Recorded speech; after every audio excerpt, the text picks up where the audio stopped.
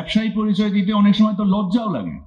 বিগত পার্লামেন্টে যেভাবে ব্যবসায়ীরা প্রতিনিধিত্ব করে দুর্বৃত্তায়নকে একটা সাংবিধানিক মানে মানে একটা দিয়ে ফেলেছিল, মানে মোটামুটি একটা পরিবেশ দিয়ে ফেলেছিল। আমাদের বাজেটটাই করা হতো ব্যয়ের মহোৎসব করার জন্য। আমরা কিন্তু আমাদের অন্তর্বর্তীকালীন সরকারের উদ্দেশ্য বাস্তবতার ভিত্তিতে একটা বাজেট তৈরি করা এবং আমাদের ন্যায় প্রতিষ্ঠা করা এবং ব্যয় ভিত্তিক না, আমাদের লক্ষ্য ভিত্তিক একটা বাজেট তৈরি করা। আমি যে প্রস্তাবনাগুলো আমার কলিগ বলে গেলেন যে প্রায় এই বইয়ের এই প্রস্তাবনা ইনফ্যাক্ট আমার পক্ষে পড়াও সম্ভব না। I don't think that I can even read this.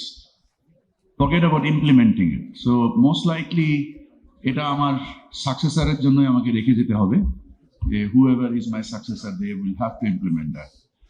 এবং যে আকাঙ্ক্ষাগুলো করা হচ্ছে, যে প্রস্তাবনাগুলো করা হচ্ছে, এই প্রস্তাবনাগুলোর মধ্যে অনেকগুলোই খুবই বিস্তৃত এবং আকাঙ্ক্ষা মানে এবং এক্সপেকটেশন গুলো অস্পষ্ট, মানে প্রস্তাবনাগুলো অস্পষ্ট, মানে যে আমরা এইভাবে সমস্যার সমাধান করতে পারি এই জিনিসগুলো অস্পষ্ট। আমরা বহুদিন যাবৎ দেখেছি যে আমাদের ব্যবসায়িক প্রতিনিধিত্ব যারা করেন, নেতৃত্বের যারা প্রতিনিধিত্ব করেন, তারা যে সুষ্ঠুভাবে আমরা আমাদের আয় ব্যয়ের যে একটা স্থিতি হিসেব করে আমাদের যে রাষ্ট্র পরিচালনার যে ব্যয়, এটা তো আসতে হবে। এবং আমাদের যে ট্যাক্স যদি আমরা রিয়েলাইজ না করতে পারি তাহলে আমরা একটা শক্ত রাষ্ট্র গঠন করতে পারবো না, আমাদের সরকার দুর্বল থাকবে এবং এটা ডেফিনেটলি নাগরিক হিসেবে আমাদের কাম্য হতে পারে না। আমরা যেরকম এখানে এমসিসি এর পক্ষ থেকে বলা হলো যে প্রায় 1 কোটির উপরে ট্যাক্স পেয়ার আছে, তার মধ্যে 40 লক্ষের উপরে রিটার্ন সাবমিট করে, তার মধ্যে 1/3 শূন্য রিটার্ন সাবমিট করে, 2/3 শূন্য রিটার্ন সাবমিট করে। কোয়েশ্চেন ইজ যে আমরা এখানে যারা বসে আছি আমরা প্রত্যেকেই কিন্তু entrepreneur and employer. Can we do a survey within our own company and see the tax obligations are met properly or not? Because আমরা এই দায়টা সরকারের উপরে চাপানো তো খুবই সহজ। Why can't we reflect back and look at ourselves at the mirror and see are we meeting our obligations right or wrong?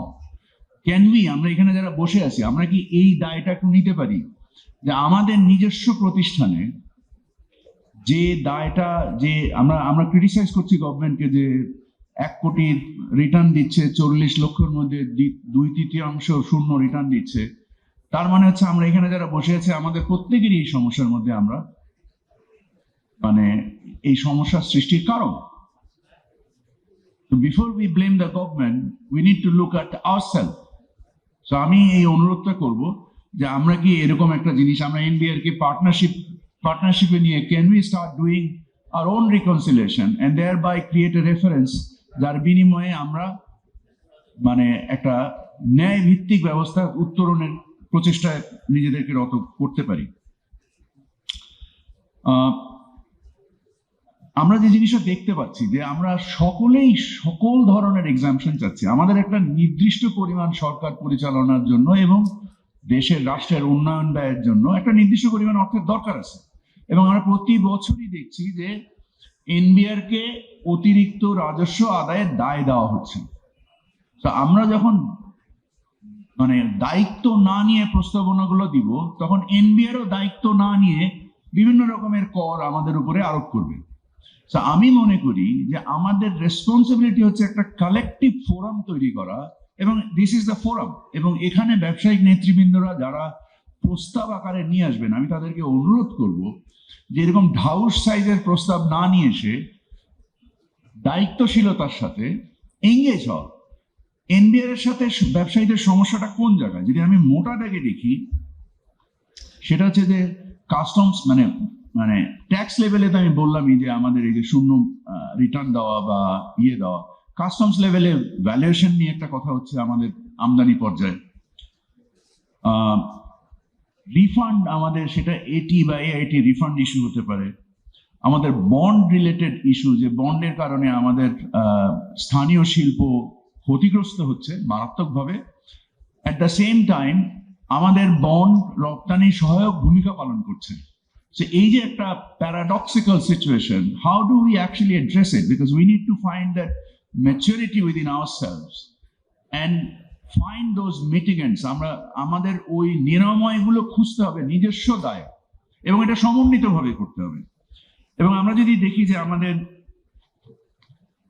ভ্যালুয়েশনের যে অ্যাসেসমেন্টের কথা বললাম, বন্ডের যে বললাম, ডিসপিউট সেটেলমেন্টের ক্ষেত্রে আমরা দেখতে পাই যে আমাদের একটা অনিশ্চয়তা কাজ করে এবং একটা মিসট্রাস্ট কাজ করে between the tax payer and the tax receiver.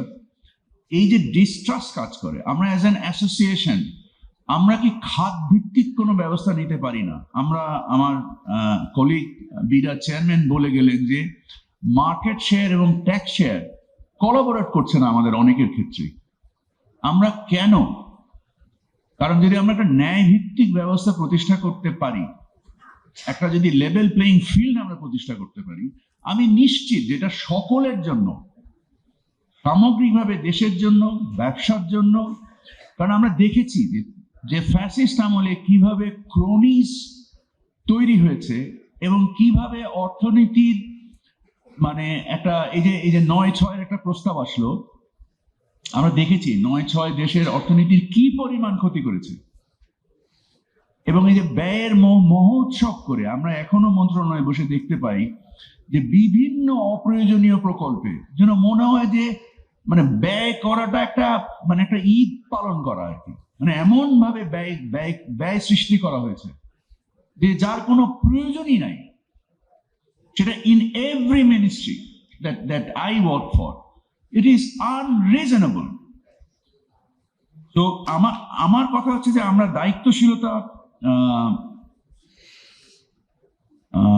সাথে আমাদের প্রস্তাবনাগুলো করব, এবং আমরা একটা আমাদের যে খাত ভিত্তিক ভাবে আমরা যদি এনবিআর এর সাথে একটু এঙ্গেজ হই, আমার পরামর্শ হবে যে খাত ভিত্তিক রাজস্ব আয় এবং খাত ভিত্তিকও, সেটা ভ্যালুয়েশন ইস্যু হোক, সেটা রিফান্ড ইস্যু হোক, সেটা মানে অন্য কোনো ডিসপিউট সেটেলমেন্ট হোক, আমরা যদি একটা কালেকটিভ এঙ্গেজমেন্টে যেতে পারি এবং দুইজনের মধ্যে একটা আস্থার সম্পর্ক তৈরি করতে পারি, তাহলে আমরা ট্যাক্স জাস্টিস তৈরি করতে পারবো। মুক্তবাজার অর্থনীতিতে যদি ট্যাক্স জাস্টিস স্ট্যাবলিশ করা না যায়, তাহলে সমাজে দুর্বৃত্তায়ন হয়, দুর্বৃত্তরা ক্ষমতায় আসে এবং এই ক্ষমতায় এসে এমন একটা অরাজক পরিস্থিতি তৈরি করে, সেটা আমরা দেখেছি। ব্যবসায়ী পরিচয় দিতে অনেক সময় তো লজ্জাও লাগে। বিগত পার্লামেন্টে যেভাবে ব্যবসায়ীরা প্রতিনিধিত্ব করে দুর্বৃত্তায়নকে একটা সাংবিধানিক মানে মানে একটা দিয়ে ফেলেছিল, মানে মোটামুটি একটা পরিবেশ দিয়ে ফেলেছিল। অতএব আমি বলবো যে আপনারা যারা প্রতিনিধি নির্বাচন করবেন, যোগ্য প্রতিনিধিত্বশীল নিয়ে আসেন বাণিজ্য সংগঠনেও, এবং তারা যেন সঠিকভাবে যারা মানে মানে রাষ্ট্রের যে দায় এটা উপলব্ধি করানোর ক্ষেত্রে অ্যাপ্রোপ্রিয়েট প্রেজেন্টেশনের মাধ্যমে, মিনিংফুল এক্সচেঞ্জের মাধ্যমে আমরা যেন উত্তর একটা ন্যায় ভিত্তিক সমাজ তৈরি করতে পারি সকলের জন্য। সেই আকাঙ্ক্ষা নিয়ে আমি আজকে আমার কথা শেষ করবো। আসসালামু আলাইকুম।